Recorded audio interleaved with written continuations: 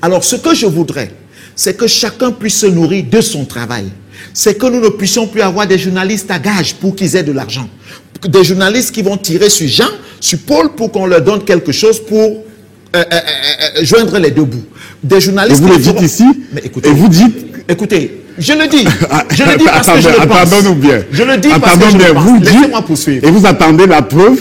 Laissez-moi poursuivre, Tongué. La preuve que les journalistes ne vivent pas de leur métier au Cameroun. Ils ne vivent pas. Vous pensez que nous vivons de quoi? Monsieur Tongué, vous ne vivez pas, vous survivez. Ah. Je veux que vous disiez que... Non. Je veux que vous disiez qu'on vivait d'autres choses. Non, vous survivez. Oh, oui.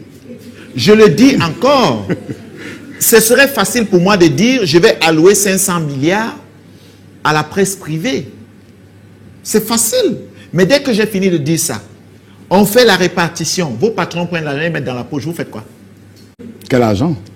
De 500 milliards que j'ai décidé de mettre pour la presse privée. Dès qu'on a fini de faire la répartition, les patrons des médias prennent et mettent dans leur poche. Vous faites quoi?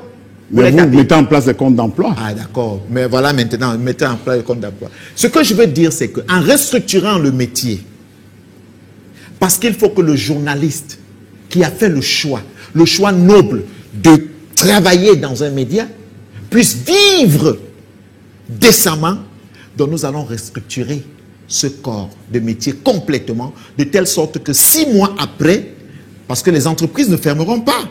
Non, nous allons accompagner les entreprises pour qu'elles ne forment pas, mais elles vont former leur personnel pour la nouvelle vision du pays. Alors, ça veut dire Serge Espoir Matomba, les journalistes et les employés de For You Media survivent, ne vivent pas bien.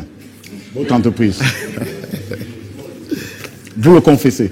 Écoutez, ce que je confesse, c'est que tous les journalistes du Cameroun ont besoin de beaucoup mieux. Non, je parle du média pour lequel vous êtes patron.